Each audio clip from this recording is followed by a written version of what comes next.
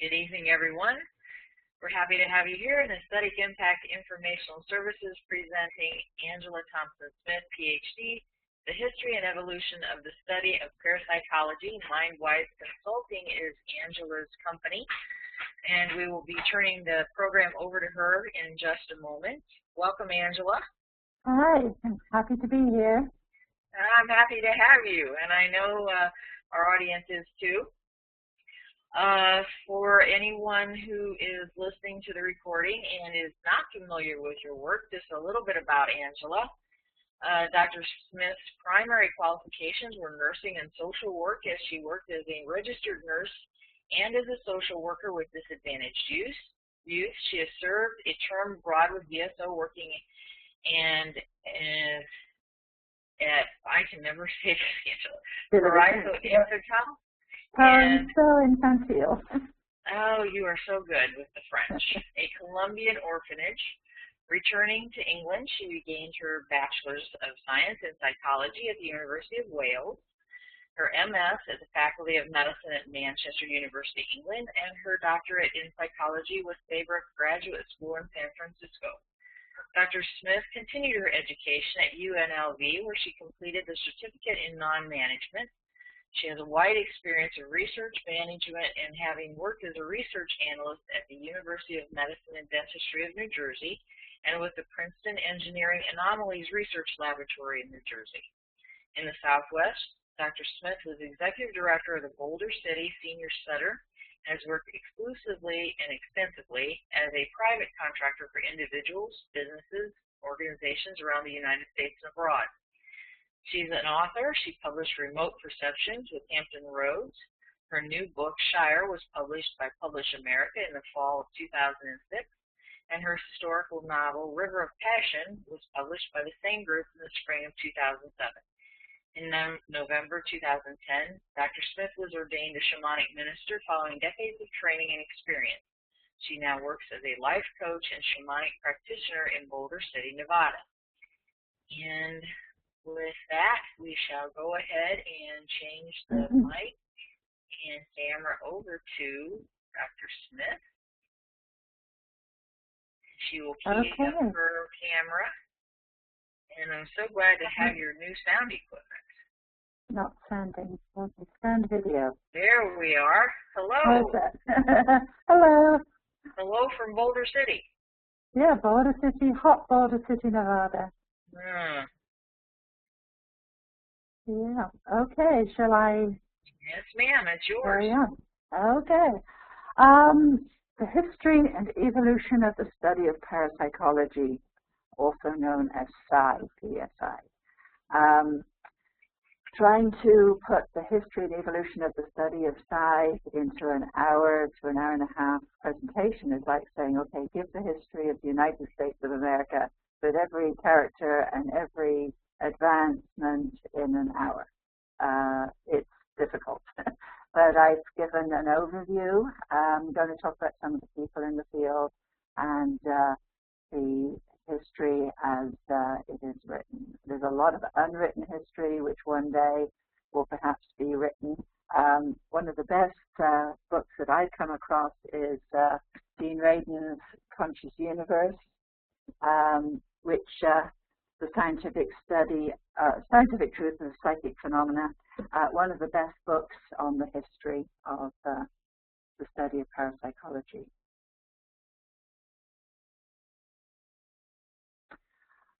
This presentation is going to cover the history and the evolution of the study of parapsychology. Parapsychology is often abbreviated as PSI, which is also Lynn's business, P/SI. Psi is often symbolized by the trident. You often see that symbol. It's also a social psychology symbol. Parapsychology scientifically investigates existence or evidence for such psychic abilities as OBEs and near-death experiences, clairvoyance, psychokinesis, telepathy, and many other related topics. And I put psychic in inverted commas because of the terminology. Nowadays, psychic does not have a positive spin to it. So while a lot of these experiences are based on a psychic basis, people do not like to be known as psychics. Psi is also still considered a fringe science by the regular sciences. Psi has had over a century of research and development, in fact, probably nearer to 150 years. Critics claim that the topic has no validity, and it's often termed pseudoscience by the regular sciences or the classical sciences. It remains a taboo topic within the traditional or hard sciences. And when I was studying parapsychological topics within the coursework for my Ph.D., I was warned that these taboo topics would not be accepted in regular science. I was very fortunate to study at Saybrook Institute and had a freedom there to study some of the parapsychological topics, which was very refreshing. Psi has been studied in more than 30 countries through universities, colleges, and private institutions. So that situation is changing. There appears to have been a decline in university and private funding of Psi research and development.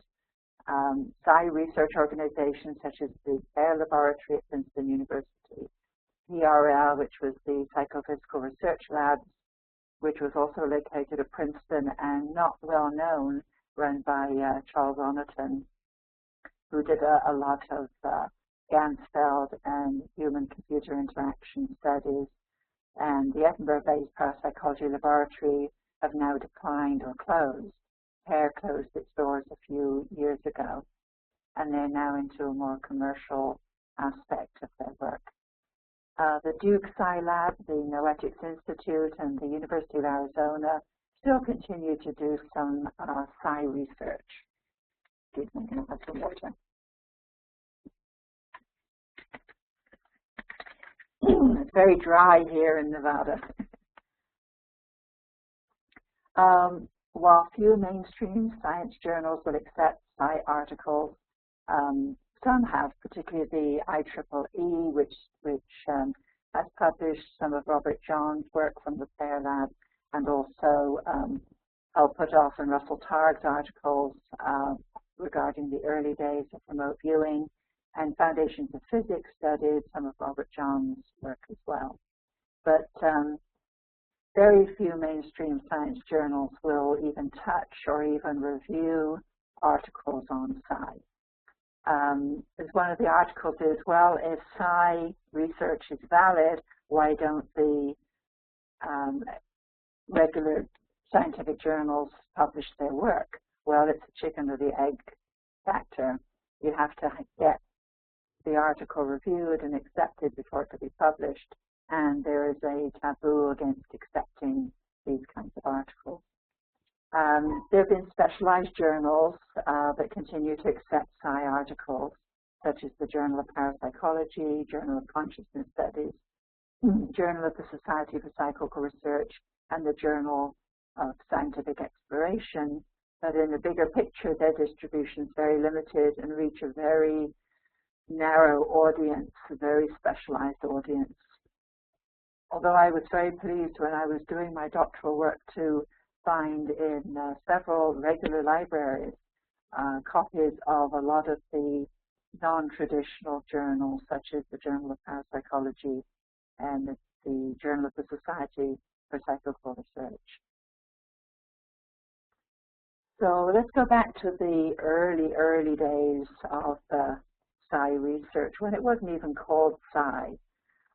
At the turn of the previous century, William James wrote that consciousness was a valid topic for research until the rise of the behaviorist school of psychology. The behaviorist credo was, if it can't be measured, it doesn't exist, it's not a valid topic. So anything to do with the mind, consciousness, was basically swept under the rug. Anything between the ears was ignored. and consciousness-related topics were researched and written about by William James without fear of censure. But following the behaviorist school of psychology gaining popularity, consciousness was not deemed to be a valid research topic. I talk about this now as the Dark Ages. Following the research and writing of William James and his colleagues, research into psi was discouraged by science and mainly carried out by metaphysical and religious-oriented groups such as the Theosophists.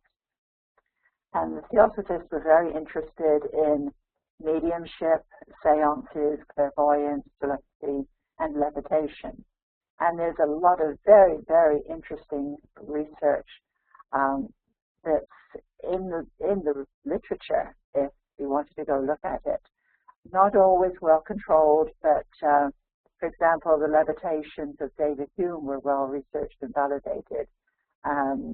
There were attempts to put some controls on some of the people who were showing clairvoyance, telepathy, and levitation. And of all of the research, the levitations of David Hume were some of the best.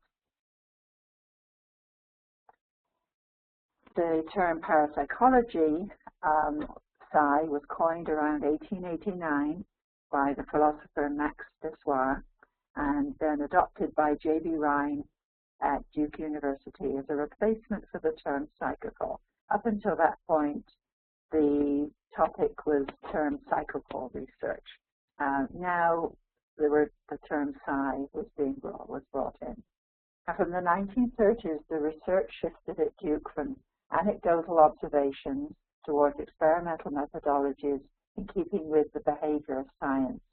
So science was now being guided by behaviorism and scientific method.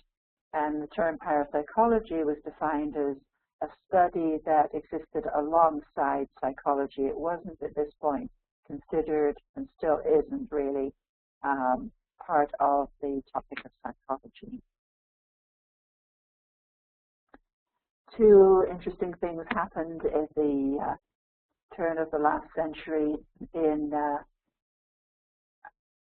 Before 1885, before the ASPR was founded, there was a group of researchers in London who put together the Society for Psychical Research, and Henry Sidgwick, who was a professor of moral philosophy at Cambridge University, was the first president of this new organization. And they put together this organization, found headquarters. It used to be Adam and Eve Muse in London, which I thought was a very colorful place to have such an organization. And I believe they have a new headquarters now. Then in 1885, America followed their lead and developed the American Society for Psychical Research in New York. A distinguished group of scholars and scientists began this new organization, and they were described as people who shared the courage and vision to explore the uncharted realms of human consciousness, and among them William James. So he was now wanting to bring psychical research into a more researched and more scholarly environment. Coming now into more modern era. So there was sort of a dark days of research. First of all, with the anecdotal research, segueing over into a little bit more of the experimental research. And coming up to the 1930s, when Stanford University was the first academic institution to scientifically study clairvoyance, also known as ESP, or extrasensory perception, and psychokinesis, or also known as PK, in a laboratory setting under psychologist John Edgar Hoover. And I had to check that because I thought it was a little bit like J. Edgar Hoover, but that it was his name. And the second group was at Duke University, which began research in 1930 under psychologist William McDougall. researchers Carl Zener, Joseph Rhine, and Louisa E. Rhine were part of the early team. So now there was a move to bring psi research more in line with regular academic research. One of the researchers at the early Duke lab was Carl Zener, and he developed a unique set of 5 images which were produced as a set of 25 cards, which were then used to test for clairvoyance and precognition at the Duke laboratory.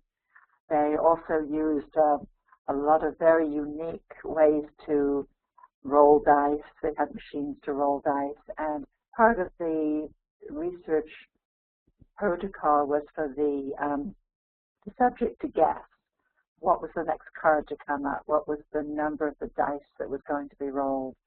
And they had some success, but inevitably boredom set in. If you're rolling dice after dice after dice, and or card game after card game after card game, it gets boring, and that is very detrimental to the production of psi. In the laboratory studies, the Rhines and Zener and their colleagues, there was a whole group of folks at the early lab, used cards and dice to study ESP and PK. And the Rhines wrote numerous books on parapsychology, including Sensory Perception in 1934, and prolific journal articles and papers, and those are there in the literature. Lots of very interesting work was done at that time. Following Rhine's retirement in 1965, the links with Duke University were closed, and Rhine then established the Foundation for Research on the Nature of Man, also known as FERNAM, and the Institute for Parapsychology. And then in 1995, FERNAM was renamed the Rhine Research Center, and they continue to carry out parapsychology research. And they also have a very good summer institute. Anybody wanting to get a grounding in parapsychology, to take part in some research, get some personal experience, it's well worth contacting them to see if you can be included in one of their summer programs. And I come now to something I call the Czech era. The Soviet countries, the Soviet bloc, were now bringing in, becoming very interested in psi. And there's always been this idea that there may have been a psi race between the Soviet bloc and America, but actually, from what I'd heard at there it worked a little bit both ways. That the Soviets felt that the Americans were ahead, and then the Americans felt the Soviets were ahead. So there was a lot of interest in what the other ones were doing. And in 1973, there was the introduction of a new era of psi research called psychotronics. And promoters, Czech promoters, Redjak and Kahuda, I'm not quite sure how their names are pronounced, promoted psychotronics as a nature science. The first conference, psychotronic conference, took place in Prague, and psychotronics studied telepathy, clairvoyance, and psychokinesis, the same topics as psi, but it was studied under a different mindset. It was studied in the mindset of socialized politics,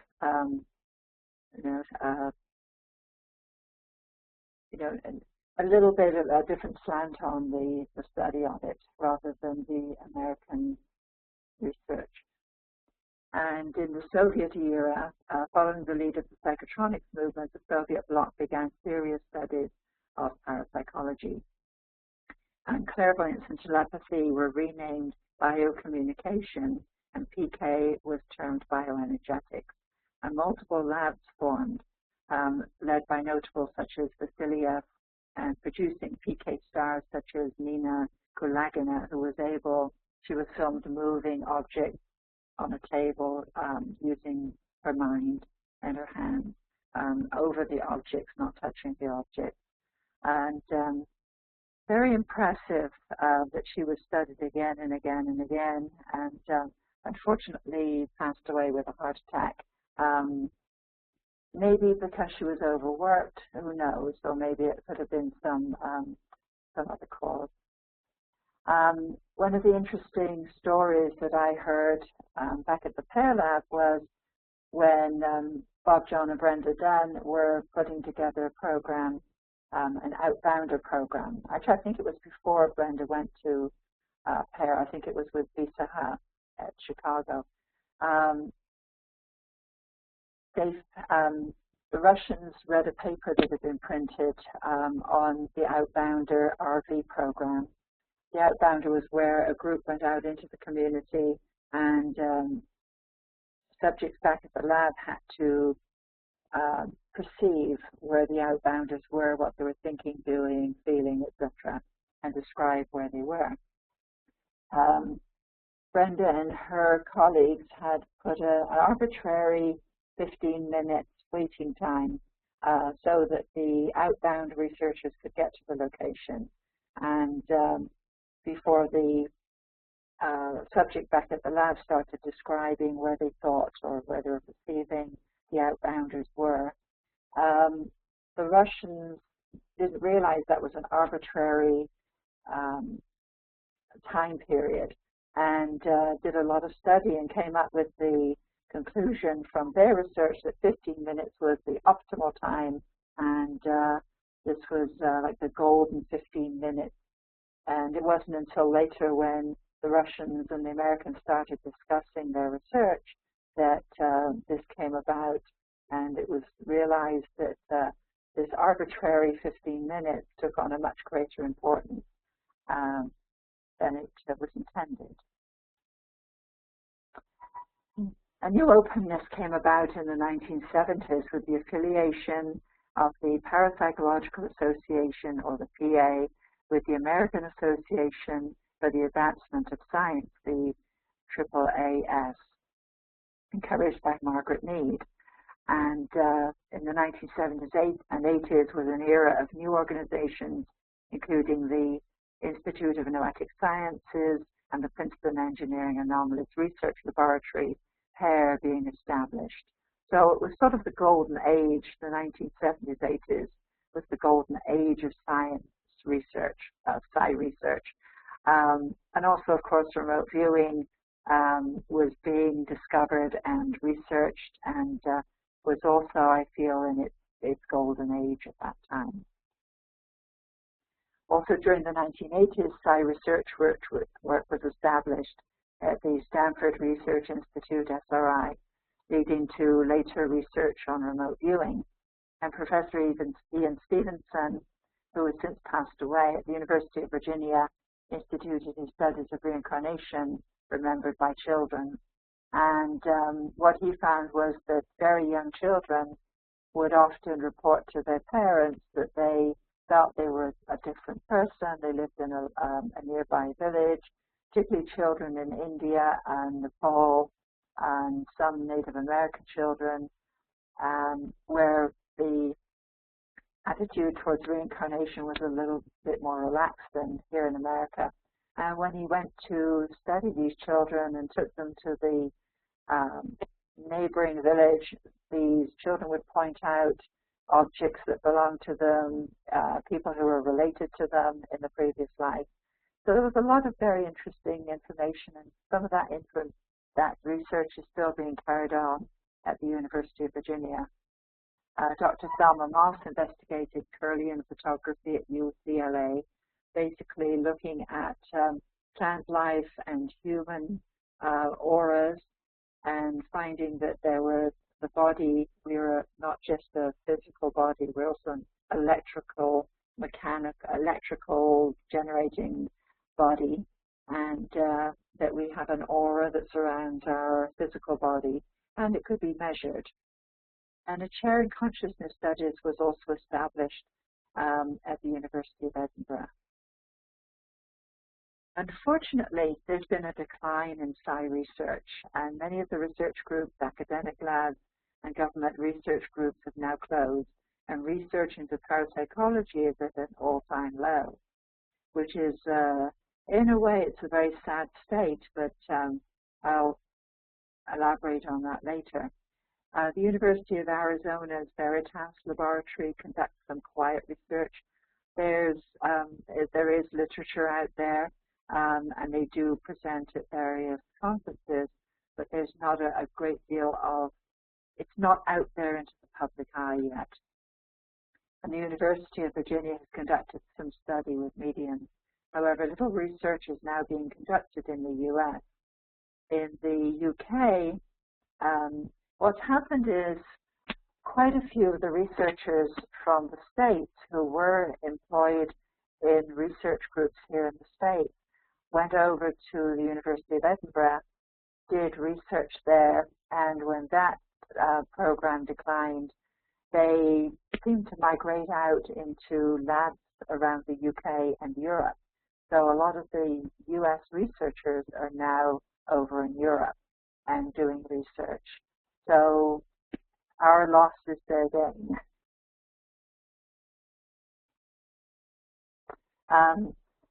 The decline in research establishments now seems to be counterbalanced with a rise in actual applications of psi research.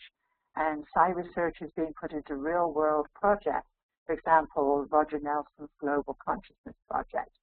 PAIR has evolved into a commercial program distributing random number generator-driven devices. Remote viewing groups are now assisting law enforcement, medicine, and business. And I have to ask the question, are we seeing a maturing of parapsychology? Are the days of research over or nearly over?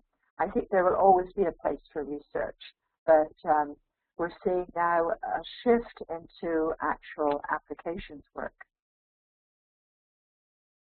Perhaps the days of behaviorist science-based research in lab environments has passed, and real-world observations and applications will show us how and why psi works in actual situations. Perhaps the critics have been right in that lab studies have inherent problems that hinder a full understanding of psi, and real-world applications have the added benefit of helping society in times of crisis. So even though research has declined, there's been an upswing in real-world observations and real-life applications, which I think is going to be the new era for psi. That's the end of the PowerPoint presentation. It's rather a short one, but I'm open to questions if there are any.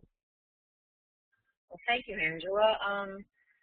I did have more people register, but unfortunately they did send they had conflicts this evening. So there are a couple of us here, and I know that people are looking forward to listening to your recordings. Behavior science intrigues me very much because I think that's why so many of us are studying synchronicities and looking for what seems to be almost describe it like if you're looking at an old reel-to-reel movie, like back when we were children in grade school. And it seems like there's a glitch in the reel or something, you know, and we're having deja vu experiences and synchronicities, and when it shows up in the headlines, you know, in the next day or so, you know, it's a little hard to ignore. I'm hoping that we'll see more research lab environments cropping up. What do you think the odds are at universities or in psychology departments? At the moment, very little progress. There is no money. Yeah, I think you understand too, Teresa, that for anything to be studied, there has to be money. And I'm going to turn my sound down a little bit here. I'm getting some feedback. And that money has to be applied for through grants to granting and funding agencies. And if it's not a hot topic or not something that's modern and in line with what's current, then it's not going to be funded. I think the current research is probably going to be still carried on by private individuals and private organizations rather than universities. I see. How about, when Jacques Vallée was at the International Remote Viewers Conference as a keynote speaker a couple of years ago, I asked him what publications a person should try. Where do you look? Everyone has a different language, their own terminology, because there's no standardization yet. And he recommended Wired, and we were talking about artificial intelligence then. Yeah, I don't know. Do you have any publications, and especially with physics coming along and human abilities, exceptional human functioning, that's the word, some of the countries not in the United States are calling humans with special abilities, but any particular places we should look for advancements? I know that the Journal of Consciousness Studies has some interesting topics from time to time. Also, the Journal of the SSE, the Society for Scientific Exploration, their journal has some usually very interesting articles in. The Journal of Abnormal Perception, I heard, was one of the ones, I think that's the name of it, where some people have managed to sneak in some psi articles. But I don't know of any actual journal that looks into actual events or actual people who have unusual experiences. Science is usually based on groups and studying groups against groups, and anything looking at individuals are treated as case studies. So it's not so printable, perhaps, as I don't think it's the time for that kind of, or it's not being done here in the States. I see. Now, if I have a mic, yeah, you have I hope so. I quite like perhaps the days of behavior science-based research has passed. It reminds me of while I was in college, I saw a huge gap in behaviorism, that it didn't take into account intention and consciousness. And it came to mind that I had written in a psychology of religion course. I had a wonderful professor, and I had written comparing Freud and Jung.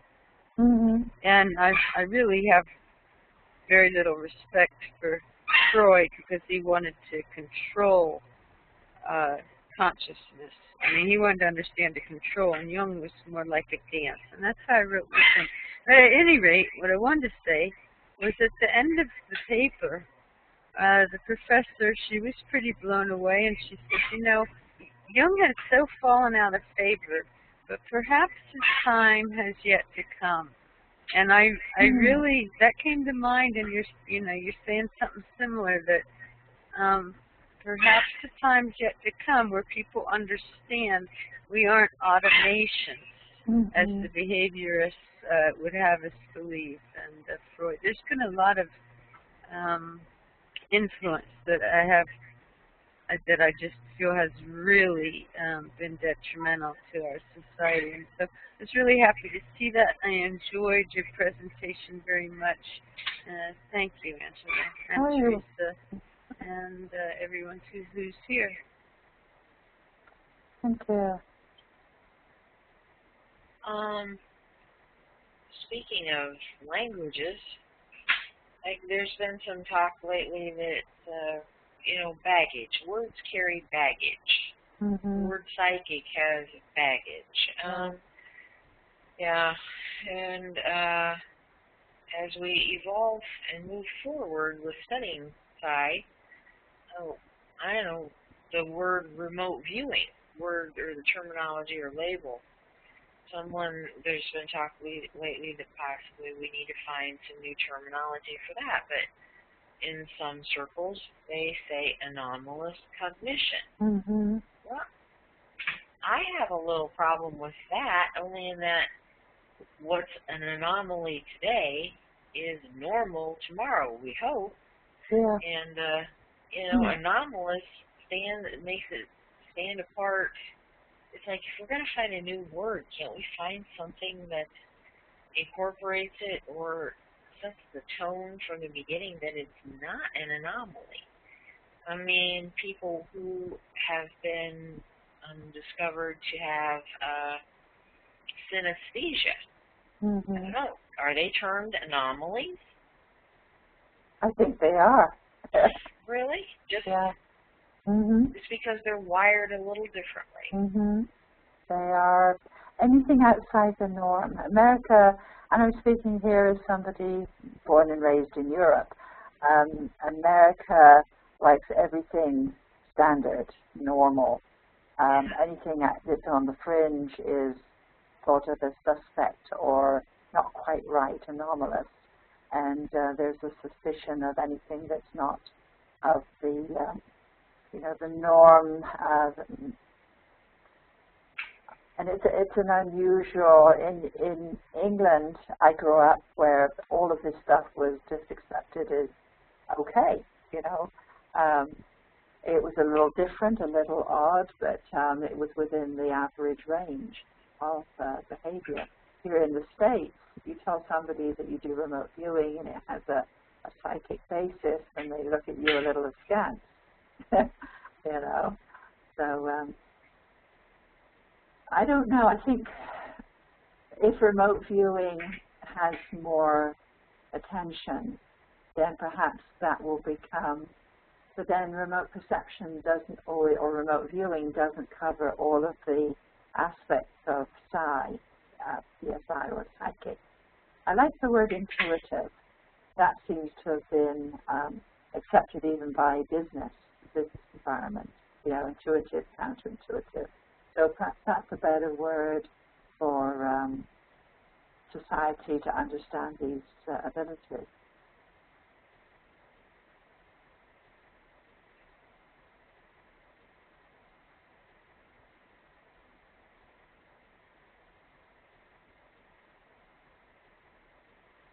Have I lost Teresa? Oh, no, I'm here. I'm sorry. Okay. No, I'm sorry, Angela. I was trying to formulate a question. What did you ask me something? No, I was just saying that perhaps intuition is a better word to use than psychic. Yeah, I understand. And they're on my website, not to plug my website at the moment, but I have an entire timeline about intuition, and there are many, many groups studying that. So actually, maybe you hit on something there. Even in the business world, the term intuitive is accepted, and it's used a lot in business jargon. Well, Dean Radin has his slides that he allowed me to use that are actually a scale that talk about how there are various levels. Everybody recognizes gut instincts and the feelings of being stared at, and he has them delineated like that. So, I think you might have hit on something there, because there is a widespread study of intuition. I even included in one of my articles on my website,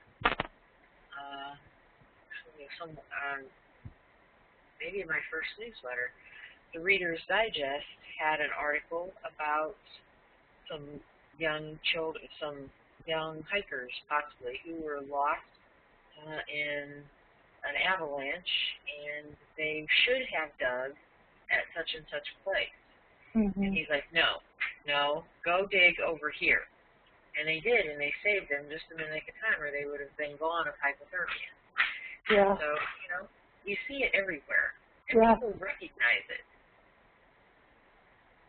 Yeah, intuition is a very normal and widespread ability. Sure, Angela. I'm just not sure if you see the chat. So just to be sure that I'm also communicating. Anomalous. I really liked what you said. I hadn't thought of it, but what seems anomalies now, or what seemed an anomaly, oh, I don't know, that there could be rings around the planet or anything like that. Eventually that does change when understanding increases. So I think it's a good point that you and Teresa brought up to look at that. I also like the word intuition. I don't think that'll ever lose its meaning, but anomalous might, because, you know, yeah, things are anomalies now, but they won't always be as understanding increases. So, and I am typing in chat just to stay off the mic, so you might glance at it just to be sure that you get whatever I'm trying to convey. Oh, I can hear you. Yeah. And can you see I did locate Raiden's graph? I don't know if Is that in chat? Can you see that, Angela? No. Because I gave the program to you. Yeah. I have Dean Raiden's graph up. Can you see it at the top tab at the top? Oh, yeah. There we go. You want to click on that? Yeah, I got it up. Yeah. Okay. Interesting. I hadn't seen that before. Yeah.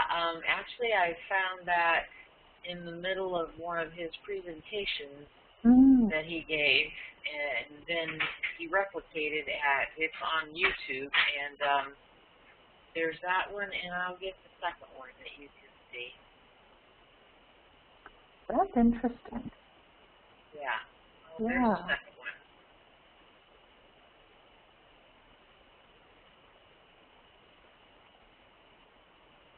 I hit share anyway.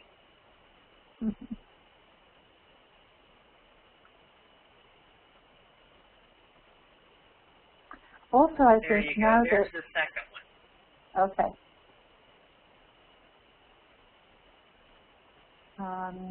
Clicking on it, nothing's happening at the moment. For me, that one's not coming up. It changed into a little tab with an arrow on it. Yeah, I got it on, but up here, but it doesn't click on.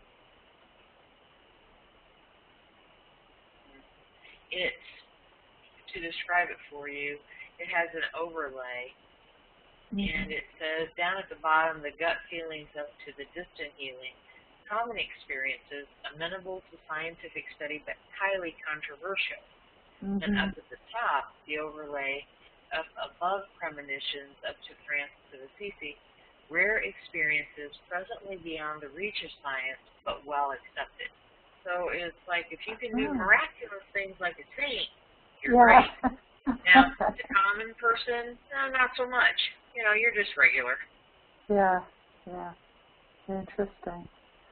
Well, I was going to say that now that intuition, psi, remote viewing are being put into practical applications, that's going to be a lot more accepted by the public than research, I feel.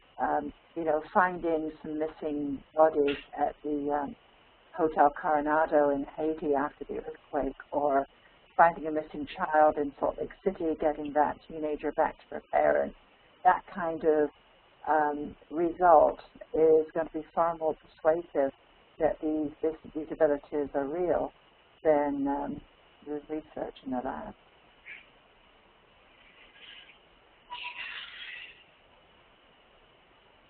I'm just trying to think. That's one of the reasons building that bridge, as you said, we recognize intuition, but building that bridge so that we understand that the subconscious seems to be like a library, and it's been called a matrix. That building that bridge of understanding for people in their context and in their associative ability to understand. That's such a challenge. Yeah, yeah. But it's, I really feel we've gone into a new era now, and I'm seeing more and more groups setting up and putting what they do into practical applications. You know, you've got a lot of people in the RV field now setting up and doing practical application.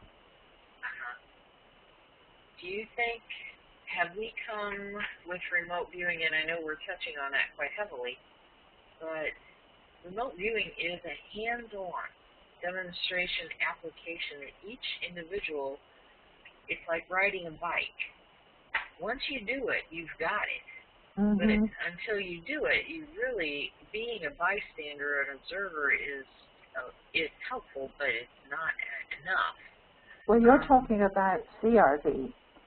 There are many other types of RV, including ERV, right. Which anybody can do. They don't have to be trained to do it.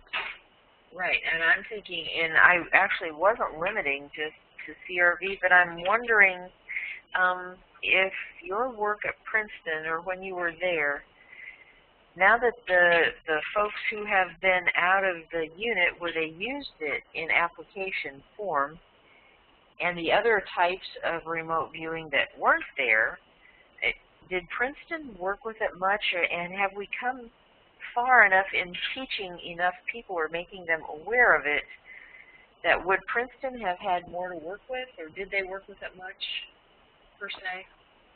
They're not really working with the remote perception side of it now.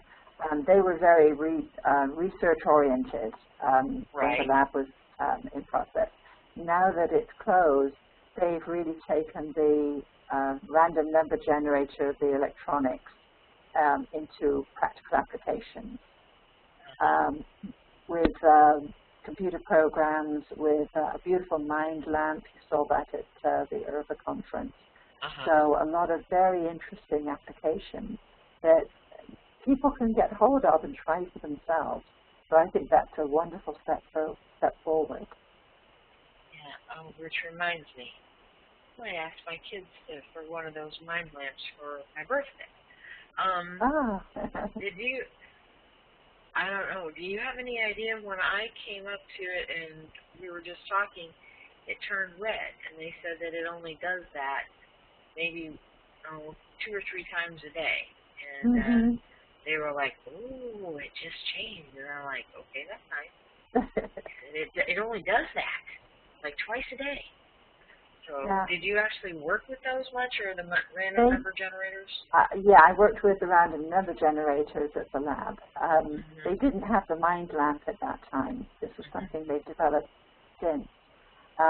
But I worked with the programs there. I was there 5 years, and all of us took part in the experimental side as well as the administrative side. And it was fun to do. You know, I always felt a little bit like I was goofing off. I'd say, okay, I'm going to go do a session now. And go in and work with the random number generator for a while. And I've got a mind lamp here, and I found that it works interestingly. Like if I'm just sitting reading a book or thinking about something in the computer game, it kind of glows a green, a nice green color. If I have friends over and we're socializing, it goes a beautiful chartreuse pink. And then a friend was over, and her teenage daughter came in, and they were arguing about whether or not she could go to a friend's house, and it turned bright red, absolutely, brilliant red. And so I think emotion of any kind has an impact on it. When I saw it and it changed to a brilliant red, I saw it and I thought, oh, you are so pretty. And it reminded me of the movie Avatar with all the lights in there, and you're so pretty. And it just immediately changed color. And, I mean, everybody's head turned. So, odd. Well, you've had experience with other devices too, haven't you, where you know, electronics, where you've mentioned at one time that you had some changes happen when you were near them. Yeah, I seem to have PK. Yeah.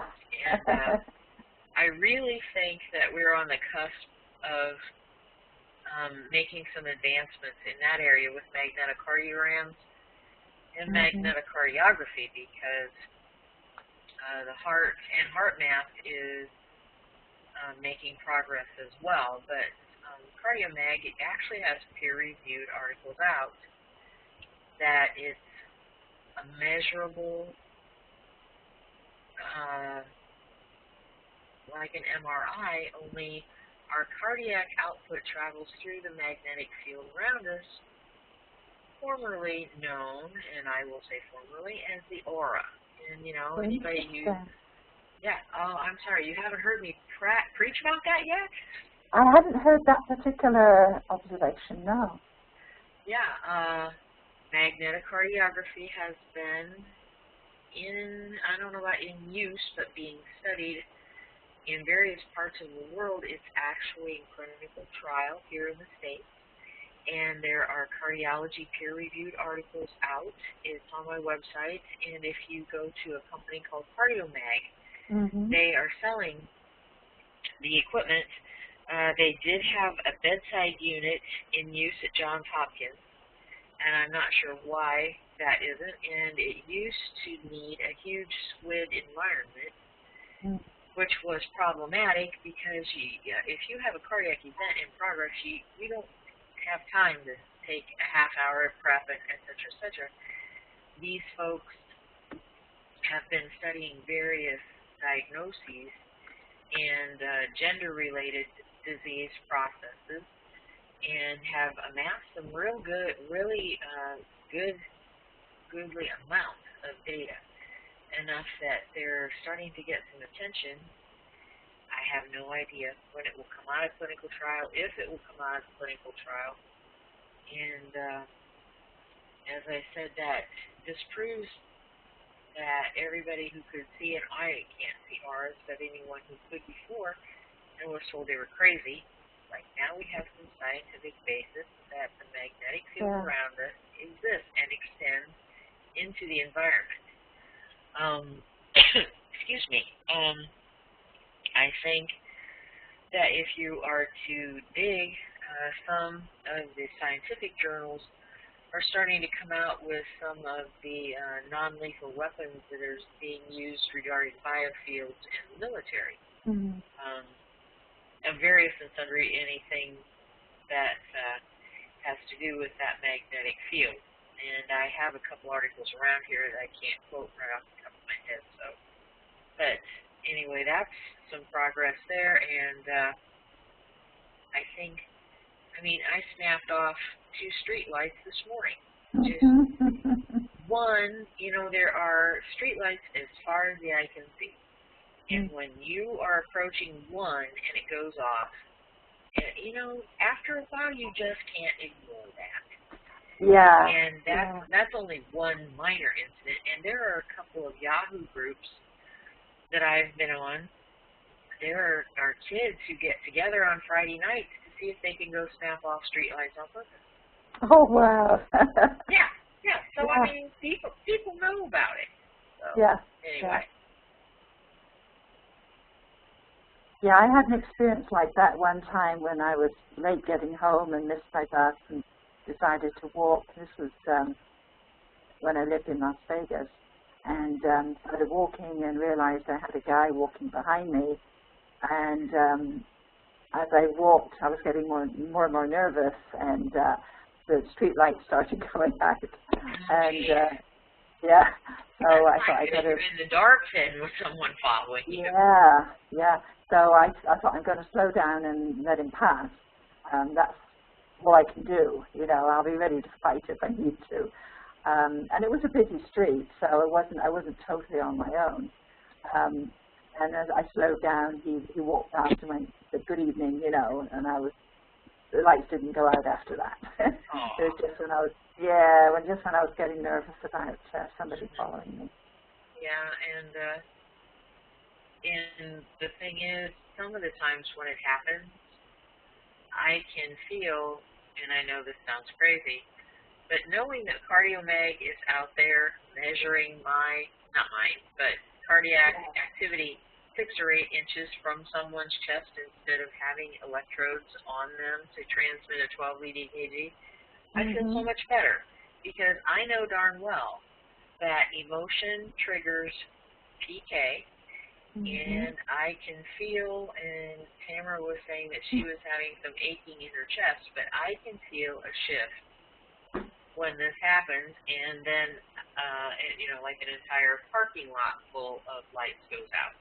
And you start researching it, and when you realize that you have a battery in your chest that's transmitting, and you start talking and converting that into megahertz and gigahertz, which I am not an electrical engineer or, a physicist, but, they're making progress.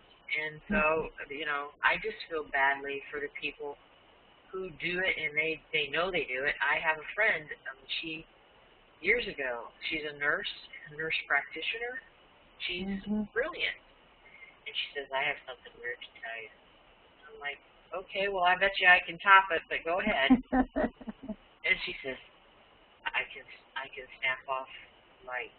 When I come in from the parking lot and I'm coming in the back door at work, I can snap off the light.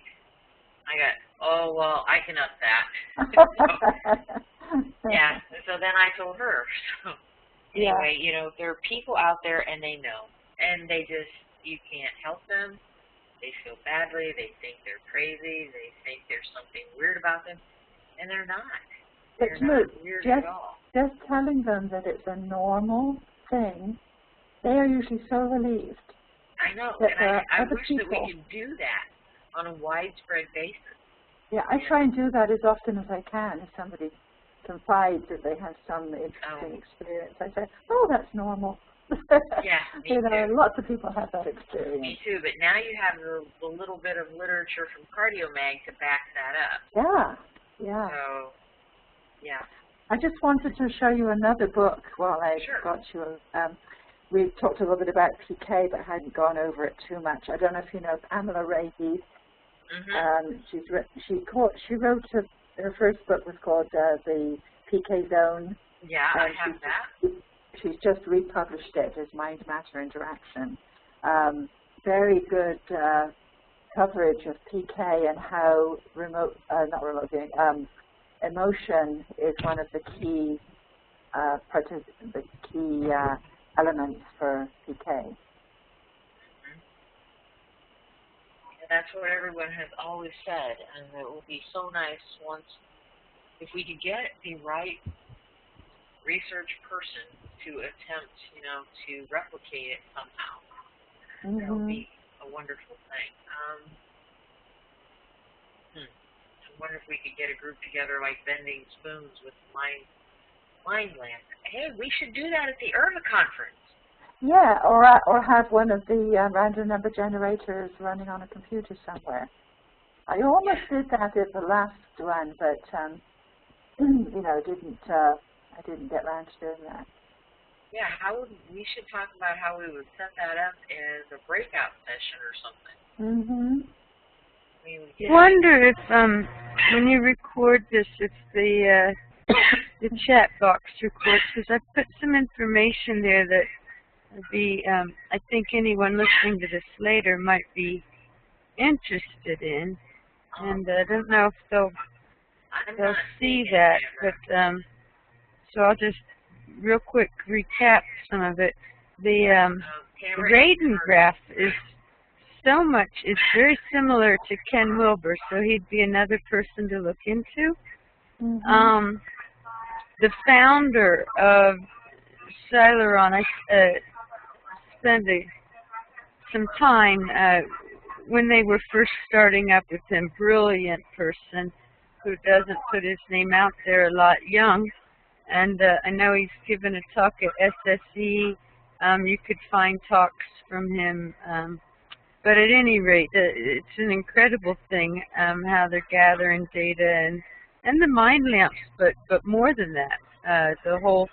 And he was an intern at CARE for 2 years, I think.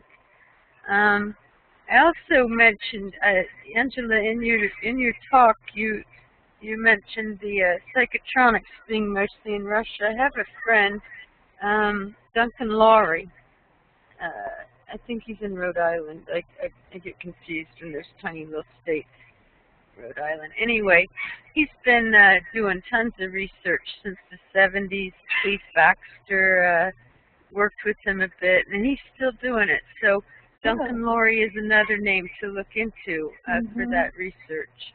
Yeah, I know a lot of people became interested in it. So I wanted to say that out loud because I'm not really sure people listening later will hear, see the chat box. Thanks. And Angela, or I'm sorry, Tamara, your chat box information didn't show up. I don't know what happened to it, but yes, I have the ability to include the chat with the recording. So, and often I do. But whatever you typed, it didn't come through. So I'm glad you recapped it for us. Yeah, thank you, Tamara. I guess it's good I spoke up then. Yes, it's in there, but I mostly did just cover it, and so there you have it. Thank you. Well, thank you. Interesting. You said this Dean Radin slide is on your website? Yeah, I needed to call it something. So if you go to the left toolbar, I think it's measuring the mystical experience or something corny like that. Okay. I didn't know. I should have just probably put Radin psi graphs or something, but I needed to call it something and didn't know what. Yeah. So, yeah. But yeah, it's there, left toolbar. Okay, good. The two of them. Yeah. What I've tried to do, also you'd asked about the work at PAIR. We took part in research there, and we were all part of research. And although we were told we weren't allowed to divulge our numbers, our research numbers, I have put some of my stats from the lab on my website. So every lab that I've taken part in research, I put all of my stats up there, so you'll see what I did. So it was a fantastic experience being there. Everybody came through that lab, and I gained so much experience.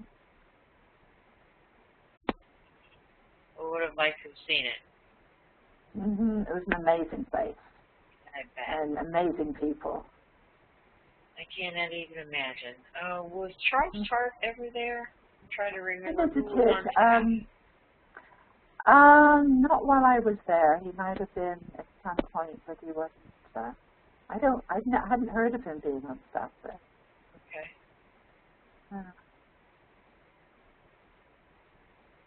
Yeah, that's too bad.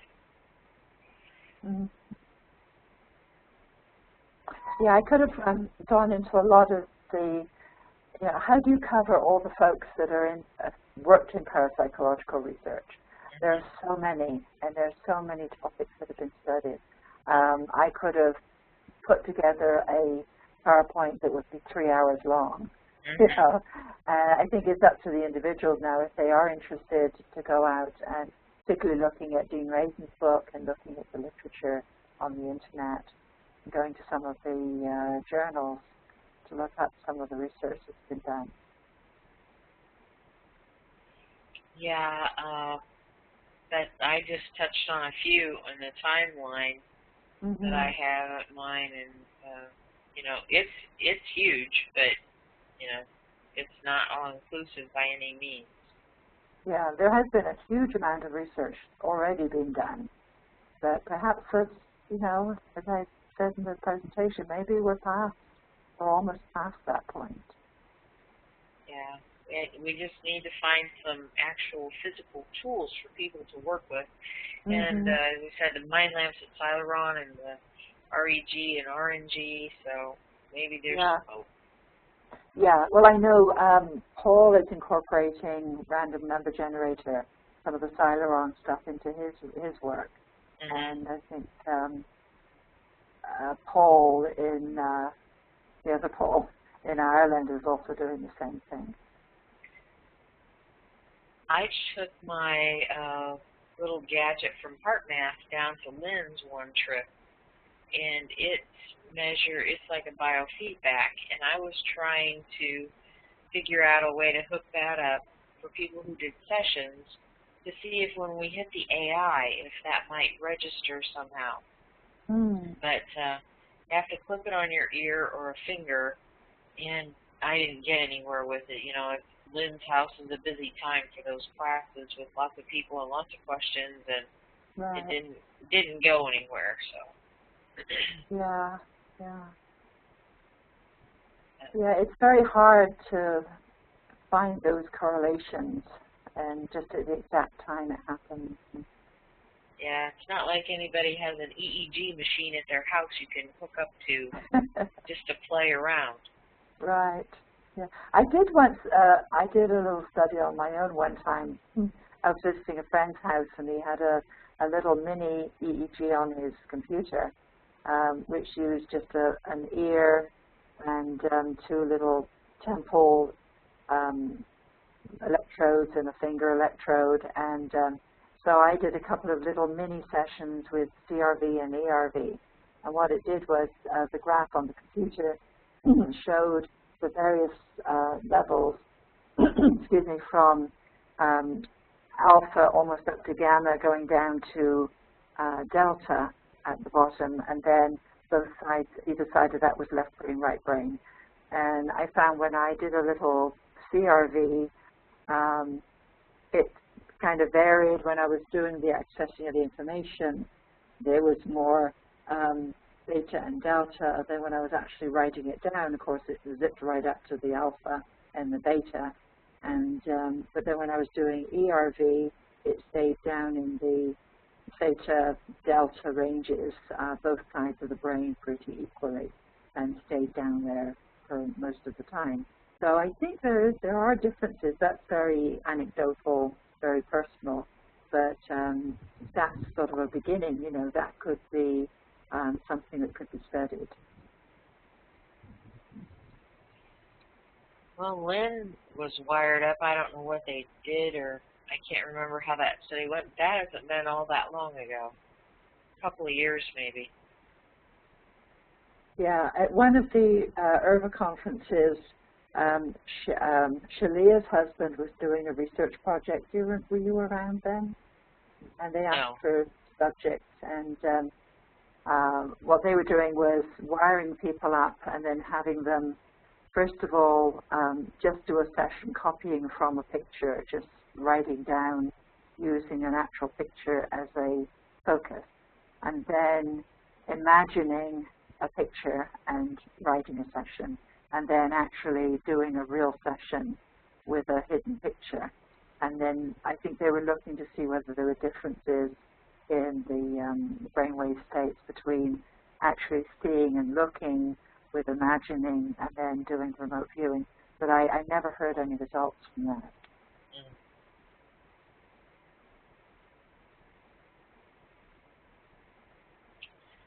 Well, we are at 10:20, and we thought we'd go an hour and a half, and we almost have done that.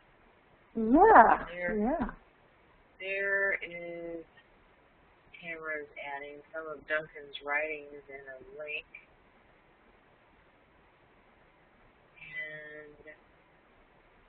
And I'm really sorry you weren't able to see the chat, but I did at least just put a link there for a little bit of interesting research. But if you can catch that chat, you might pick some things out of what I typed. Yeah. Well, I know there has been an interest in psychotronics, you know, still in the U.S., and it didn't die out when the Czech spoke. You know, it didn't carry it on. But I didn't know it was, I'll have to go to that website and take a look.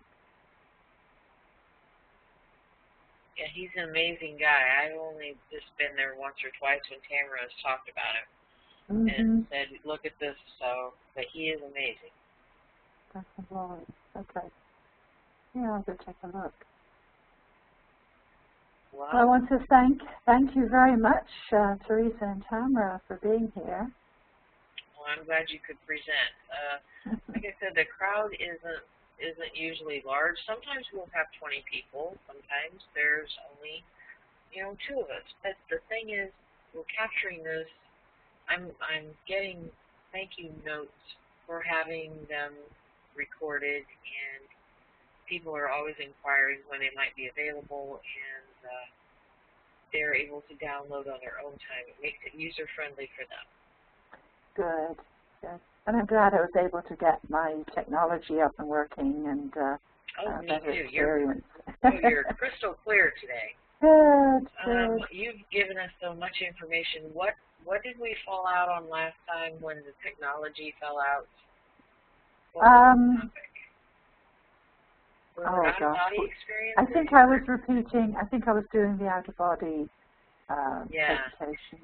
And I'm thinking, though, the only thing is we don't have that recorded anywhere, do we? No. If in the future, if you have like a spot where if you want me to do it again, I'll be happy to do that.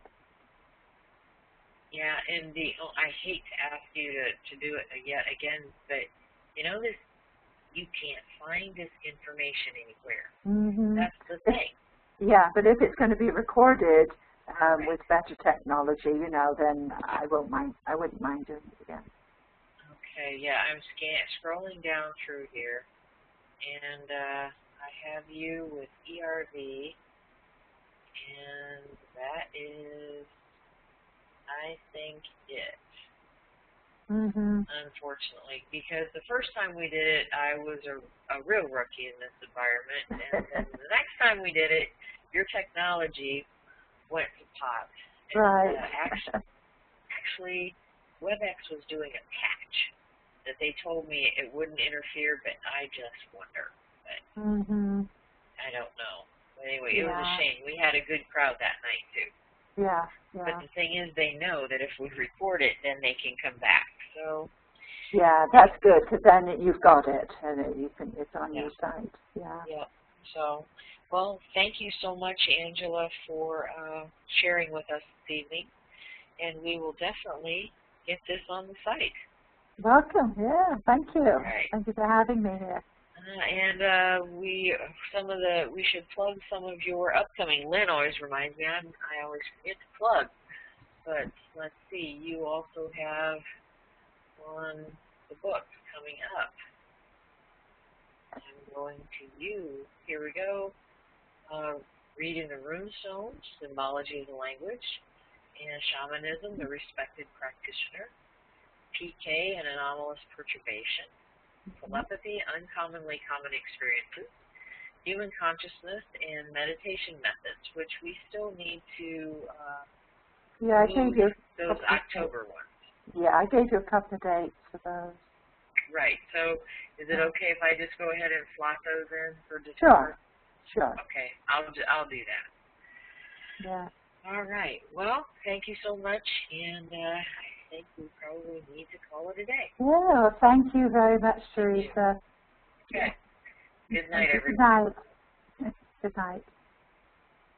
And Angela, I'm going to stop the recording here.